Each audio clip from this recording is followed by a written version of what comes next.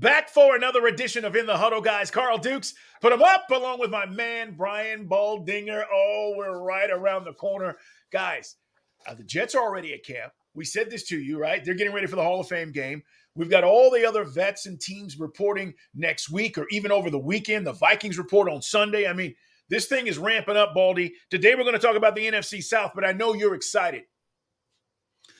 Well, I'm excited, Carl. We had our annual seminar out in Los Angeles to the network and, league people. And so, there's just certain protocols and things in place. There, there's budgets and all the stuff that you got to listen to. But honestly, I'm just there because I'm around a lot of guys and girls and women and, that are doing the same thing that we're doing, just ramping themselves up, just finishing the final touches on whether it's a vacation or just getting themselves ready. So we're all getting ready to go to training camp. I'll see the Jets this week. I'll be out in Oxnard next Friday and Saturday with the Cowboys. And so, really, this is the time you start building. And I just talked to a lot of coaches this offseason, Carl. This is not groundbreaking, but training camp is so important for so many different reasons. But for a young person, if you get injured, if you're a holdout, whatever it is, like there's going to be time that you're just never going to be able to make up. And so it's like it's not what it used to be, but training camp, walkthroughs, meetings, practices, scrimmages, a lot of teams scrimmaging this summer, Carl. Yep. Like this is really valuable to putting that team together. Remember last year at this time, we were like, how are the Chiefs going to overcome the loss of Tyreek Hill? What are they going to do? And we saw Kadarius Toney get traded for. We saw Sky Morris catch a touchdown pass. We saw a lot that started at training camp for this team. They played 4 rookies in the secondary. Yep. Jalen Watson was huge in the championship game. So this time is really important. It's fun for me just to see the new coaches, the new faces and new places, just the turnover, how the teams are going to rebuild. Everybody will tell you, Kansas City included, like you got to start from square one. So it's great for everybody. It is. And, the idea that everybody starts at zero and everybody's got a shot, that's what makes it exciting at this point. Because, listen, the optimism is real everywhere, from the Jets, right, to the 49ers. They think they've got a shot to get back there. Eagles are pissed off about not finishing the deal. I mean, everybody's got a chance. And you said you're going out to the Cowboys. Look, the Cowboys are interesting in so many ways. I can't wait to see what this offense, is going to look like. They had one of the top offenses in the league last year. Didn't do anything in the playoffs when it mattered most. But the fact is, Baldy, that's another team, personnel-wise. They're ready. So everybody's thinking they got a shot, and that's the beauty of this. All right, let's jump into the NFC South here. Tampa Bay Buccaneers, we know they are a different team. No Brady. It looks like, I say this because he's the guy, but it's going to be Baker Mayfield at quarterback.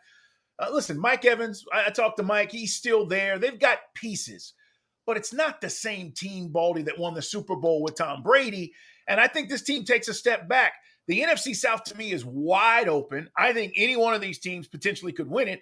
But the least amount of confidence that I have in any team is the Buccaneers right now. They have to fix the trenches, okay? The offensive line was awful last year. Injuries, obviously, to the center position when you lose a guy like Ryan Jensen. It's more than just a center. Ryan Jensen is the heartbeat of the offense. He's the toughest guy. He sets the tone every day in practice. They lost him in training camp. Really was a non-contributor last year. He makes a difference. Tristan Wirfs, he's been all-pro at right tackle. He's going to go to left tackle. They got to build it up front. I spent a lot of time this offseason with Kalijah Kancey, the first-round pick out of Pittsburgh. And I was just talking to him just recently, Carl, like, if you put a starting defensive front of Shaq Barrett, and Joe Tryon, Vita Vea, and now Kalijah Kancey is a 3 technique. Like there's 3 number 1 draft picks on that defensive front and a very high-priced free agent, Shaq Barrett, who got hurt last year, but the year before, 19 sacks, big difference in the playoffs, all the way to the Super Bowl. You could say, okay, you put that Devin White and, Levante David at linebacker, that's a pretty good front 7. So, I mean, they've got pieces there. Chris Godwin, Mike Evans, they've got pieces, Carl. they got to find a running game. The running game was non-existent. The offense was unwatchable last year.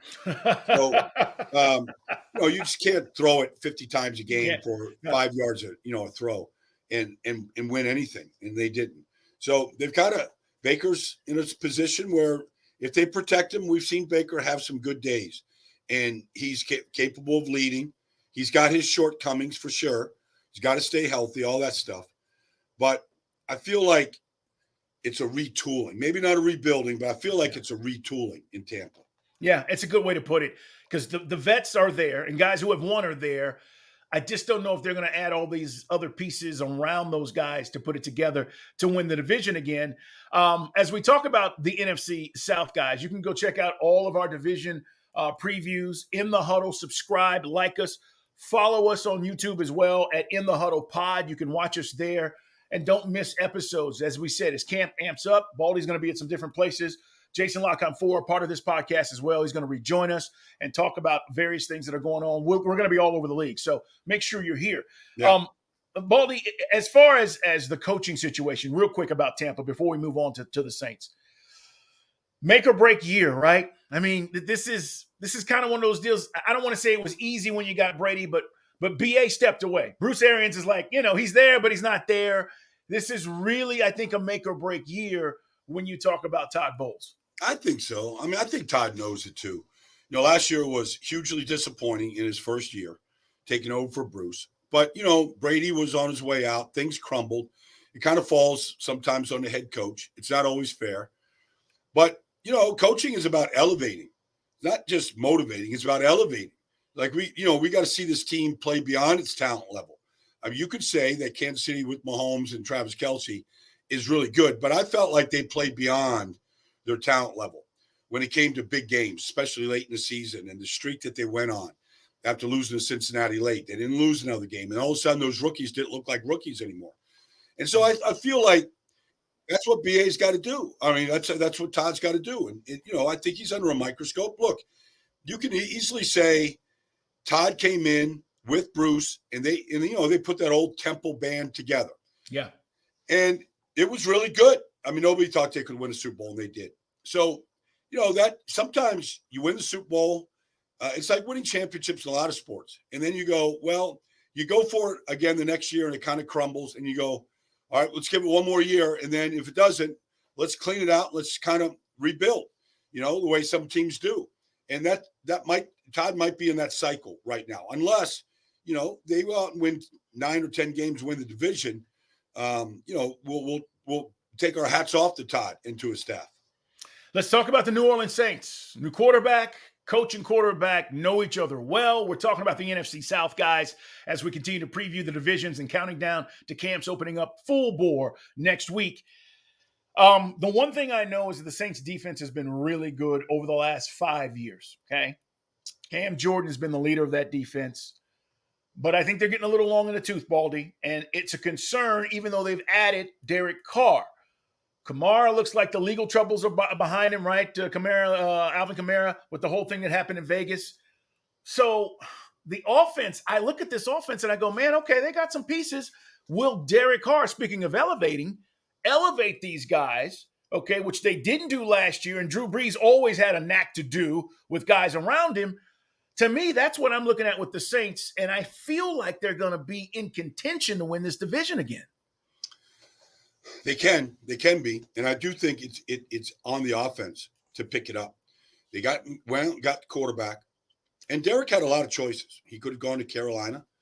He could have gone to the Jets. There was places he could have gone. He wanted to go to New Orleans. Now he has a relationship, albeit a little brief, of Dennis Allen when he was with the Raiders. So they know each other. So that's a familiarity. Doug Marone's the new offensive line coach. Doug's been a quality offensive line coach in this league. Most recently, he was at Alabama with Nick. But, they're really high on Trevor Penning. He was the number 1 pick last year. Okay. Out of Northern Iowa. He got hurt early, missed camp. we didn't see a lot of him, right? But Doug really bragged about just his athleticism. I was around Eric McCoy and Cesar Ruiz at Offensive Line Masterminds. They're both Caesar's coming off A Liz Frank injury happened on a final play of a game, like just basically a quarterback sneak. It's nonsense. Shouldn't have happened, but it did. But he looks good. Like if you put the offensive line together, and you put Kamara and you put Carr and you put Olave and you put Mike Thomas. I mean, you can know all the names. They should be good. Ramczyk at right tackle. They should be a quality offense. If they get to a top 10 offense, I think that would be a great step up, from where they were a year ago. We got to see, just how long it takes for Derek just to build timing, with these guys. And, that timing means, okay, third downs, red zone, fourth quarter comebacks. I mean, that's when it's really got to show up. And Derek's got to show up in those moments because you could say, and the Raiders would point to, that didn't always happen with any regular basis. And that's why they kept coming up short. So I think this is a chance for a second act for Derek, and he seems excited about it. And I don't think people are overlooking New Orleans, but who's going to take charge of this division? It looks like New Orleans has a capability of doing this.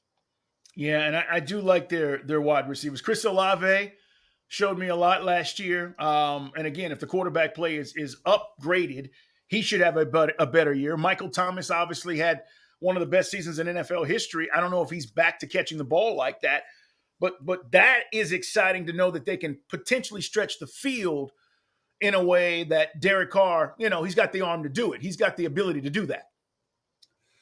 They also have a young player who was a rookie last year, Rashid Shaheed. First catch in the NFL was a big touchdown catch. The guy's got explosive speed, and I don't know. I think they have a better receiving core than, and we haven't seen Michael Thomas really healthy since he set an NFL record of 149 catches. We haven't really seen him in 3 years. Yep. So it remains to be seen. Now, Drew Brees, is he a product of Drew Brees, his accuracy and his trust, or is he going to be a real difference maker? I mean, it kind of remains to be seen because we've seen so little of him, over the last 3 years. So it's a big year for him. But I think defensively, Carl, Marcus Davenport didn't work out. Yeah, he's gone. High first-round pick, traded 2 first-round picks to go get him. Didn't really work out. Yep. Peyton Turner was a high pick, hasn't done much so far in 2 years. You can't just say, okay, Cam Jordan, they lost all their defensive tackles.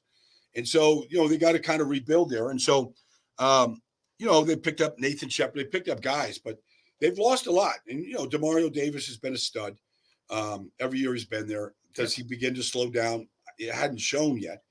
Lattimore's a difference maker. I mean, the safety position, was good, but they weren't a top 10 defense the way they had been last year. And so it starts with pass rush. I played in that dome more times than I care to remember. Gets loud, baby. It gets loud. When that dome is cranking up, the pass rush should get fueled. I mean, you should get jumps that you don't get in a lot of other places because of that noise and how difficult it is to operate an offense. And that happens when you have the lead and the defense is eating. And when it does, it's tough on the opponent. Baldy, real quick, Brian Breesy, their defensive tackle pick out of Clemson. How did you grade him out before the draft? What did you think? Well, he's got tremendous size and quickness. He had injuries, missed time at Clemson, but you could see the talent was there. And so they need a big body to step in. They lost a lot of pieces in the middle of that defense. Onyemata's gone. Tuttle's gone. They lost a lot of guys that really were part of the defense tackle rotation. They need Breezy to really step in and play at a good level, whether it's in a rotation or whatever right now. They need him to step in. Guys, we're talking about the NFC South. Carl Dukes, put him up along with my man Brian Baldinger. Check out Baldy's breakdowns. Make sure you follow us in the Huddle. Subscribe, like us, tell your friends about us, guys. Speaking of guys on the defensive front that steps up, let's shift gears and talk about the Carolina Panthers. I want to start on the defensive side first, Baldy, because we're going to talk a lot about Bryce Young this year. And I know you're going to get a chance to see him in person. I'll see him in person. I want to see what he looks like. But I literally saw Derek Brown manhandle people, just literally keeping guys off of him, one hand, throwing a guy away, going to get the quarterback. And I'm looking at this front for the Carolina Panthers. Everybody's caught up in Bryce Young. Baldy, this front is damn good.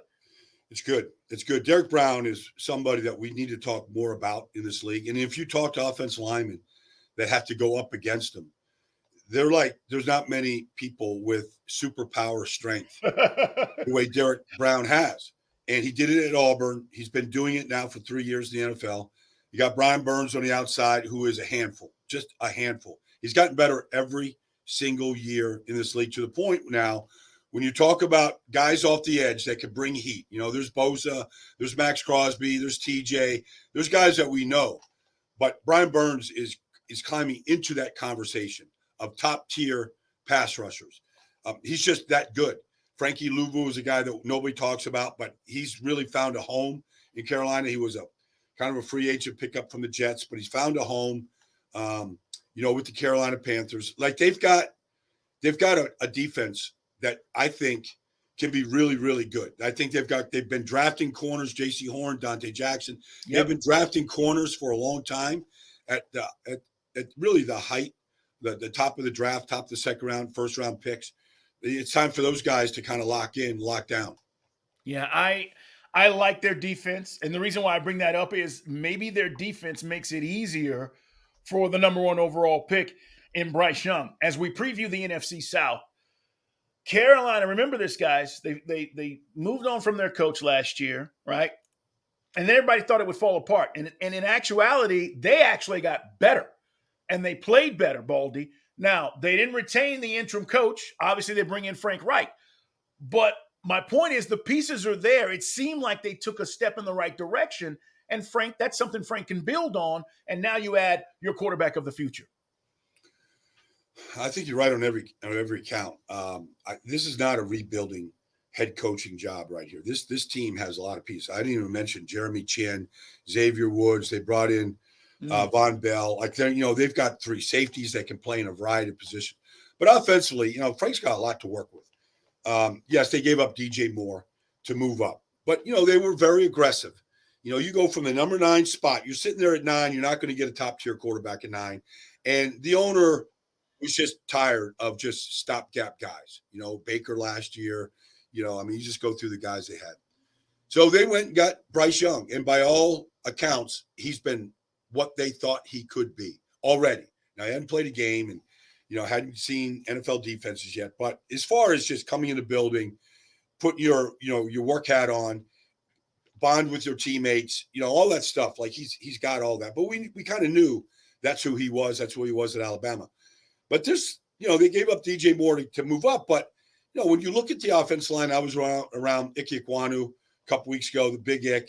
They've got Taylor Moton at right tackle, Brady Christensen. Like they've got a good line. They ran the ball well last year, and then went and got Miles Sanders coming off his best season with the Eagles. Like they've got a foundation in Carolina that's better than a lot of teams have. Yeah. That didn't make a coaching change. Like you give Frank Reich a good offensive line. He's got creativity. He's got a good staff, a lot of input from a lot of people that have played the game or coached the game at a high level for a long time. And so I feel like this is a team that could surprise people. I mean, it wouldn't surprise me to see him win the division. Wouldn't surprise me to see him win 10 games. Wouldn't surprise me to see him win a playoff game at home. So I feel like there's a lot of optimism around this team. They got to go do it, and we'll find out. We're going to find out, like a lot of teams. But at some point, if they're going to turn the corner, even this year, they're going to stack 4 or 5 game win streak together at some point. And we're going to talk about them, on Mondays or Sunday nights going, wow, look who's emerging. And look at this Bryce Young. And we'll say, is he a rookie of the year candidate? I expect him to be, And so then the question becomes, is the firepower on the outside enough right now? Because you got to have it.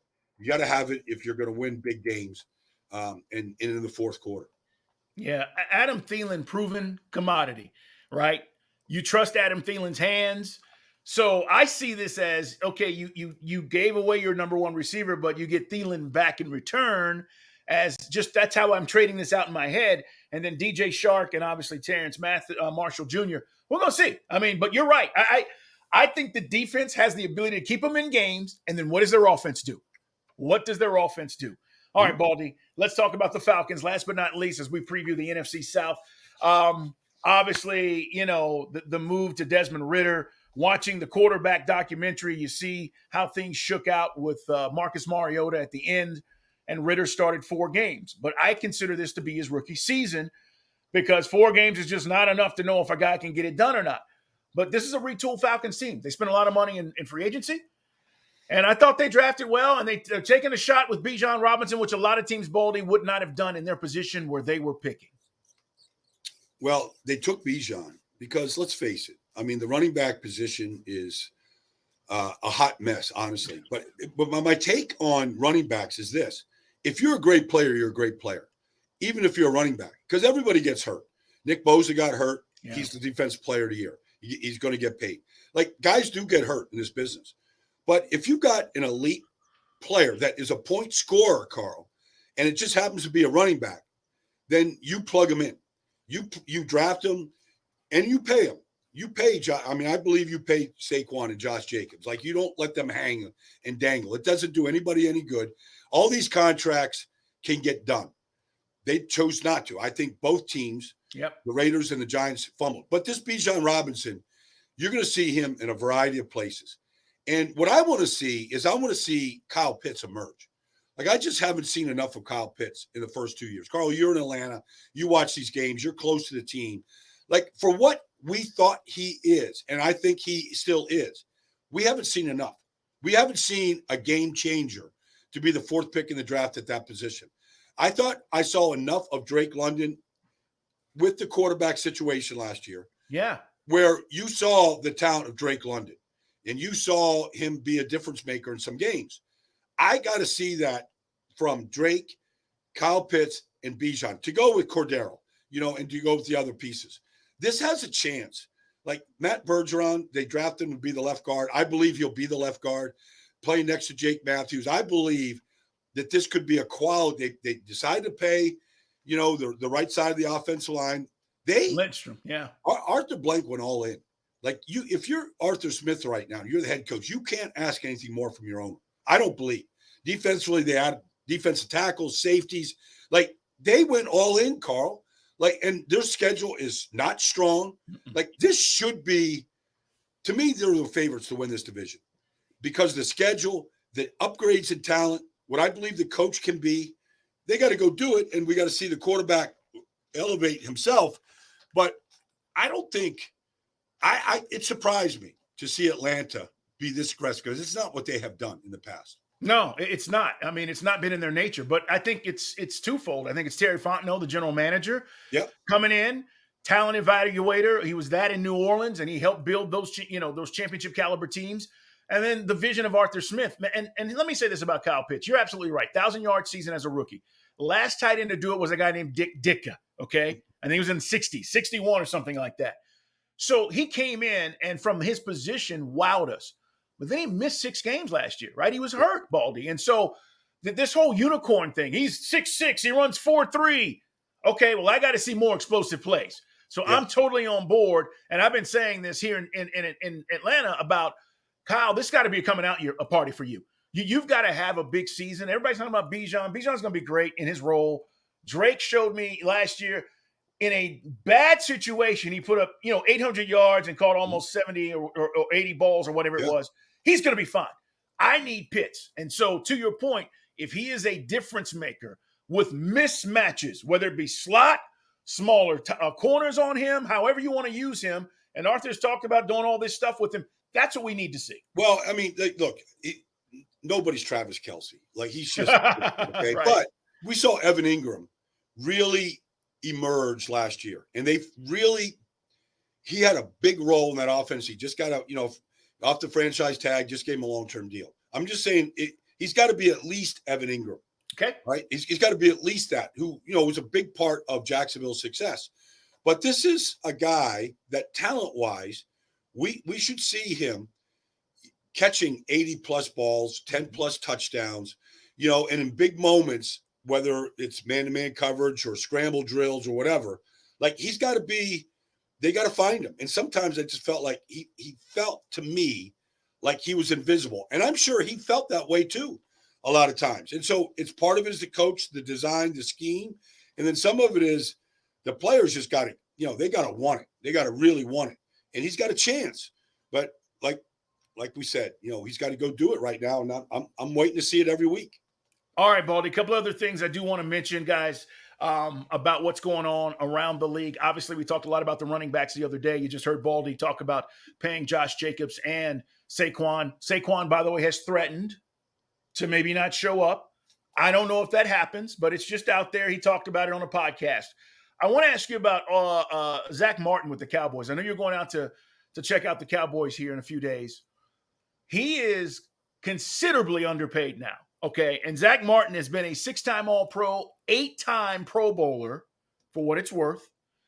He is a guy that was mentioned or made the All-Decade team from 2010 to 2020. And all of those guys that make these decade teams usually go in the Hall of Fame. So my point is, he's making about $13 million, Baldy, somewhere around there. With the new contracts, the new rate for guards has gone up. Mm-hmm. And so Chris Lindstrom, a guy here in Atlanta you just talked about, he's making on average about $20 million. So Zach is like, hey, I might not show up at camp. And the potential of that is him being fined $50,000 a day. I don't know if he wants to do that, but he's saying, hey, look, you see what I've done, and yet here I am making $7 million less than the guys that now have jumped in front of me. So let me just be clear about this, Carl. I mean, I'll make one thing. I'll say one stat. I'll make one statement. He has 6 first-team All-Pro nominations. He has a total of 5 holding calls in 9 years. He has more All-Pro status than he does total holding calls. And I'll just say, my statement is this. For the last decade, he's been the Cowboys' best offensive player. Better than Zeke, better than Dak, better than CD. He's been their best offensive player. Zeke used to say that no matter what the design run was, it ended up behind Zach Martin. Yeah. He's just that good at what he does. And the measure for these offensive linemen, because there isn't a lot of stats outside of the stat I just told you, is the level of consistency. One year I went out there, I was out in Oxnard a couple of years ago. All I did was watch Zach every snap. He didn't get beat once the whole day. He didn't get beat in a walkthrough. He didn't get beat one-on-ones. He didn't get beat in a team. He didn't get beat once. He's just that good. And so at some point, players, I'm sure that the agent and Jerry were talking, this just didn't come out of nowhere. But sometimes the player has to just go, you know what, I got to look out for myself. I'm 9 years. Who knows how much longer I can maintain this standard of play. And you just have to make a business decision. And say, withholding your services is sometimes what gets the team's attention. They will not be a good team without Zach Martin in the lineup. Now, I don't think he's going to withhold and sit out a season or anything like that. But, look, you got Tyron Smith. You're paying all these guys there. One of the problems that the Cowboys have had is they have drafted really well at elite positions. CD is a good pick. Micah was a great pick. Like, they've drafted well, and they get caught up having to pay these guys a second contract. Zeke was a good pick. Second contract kind of, probably wasn't the best thing to do, but he was that good. So Zach is in that category. Yeah, that's an incredible stat, by the way. I mean, guys, there are guys that have 5 holding penalties within the first 2 weeks of the season.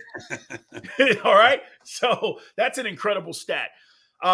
That will work itself out. Can't wait to see what happens at camps, guys. When we come back next week, we're going to be talking more about the divisions, but we'll be talking about news coming out of camps, what we're seeing, what we're hearing, what's going on. So make sure you subscribe. In the Huddle, follow us in the Huddle pod as well. Who wins the NFC South, Baldy, as we wrap up? Carl, you're sitting right there in the division champs city right now. I think the Atlanta Falcons are going to. We got to see what they got to put it together, but I believe they've got the best talent right now in that division. And I believe that they've got the best playmakers in that division. And it won't surprise me to see Bijan be the NFL Rookie of the Year, Offensive Rookie of the Year. I think, and the schedule is exceedingly favorable in their. They start out first 2 games at home. Like, they should get off to a good start, Carl. I agree. And that's why there is an expectation, which hasn't been here, by the way, for a while. There hasn't been an expectation. 5 years. I put it on them. since they've been in the playoffs. So I totally agree. Baldy, put it on them. All right, man. Have a great day. Have a great weekend. We're back at you guys next week. Thanks for being here. Subscribe to In the Huddle. We'll talk to you soon.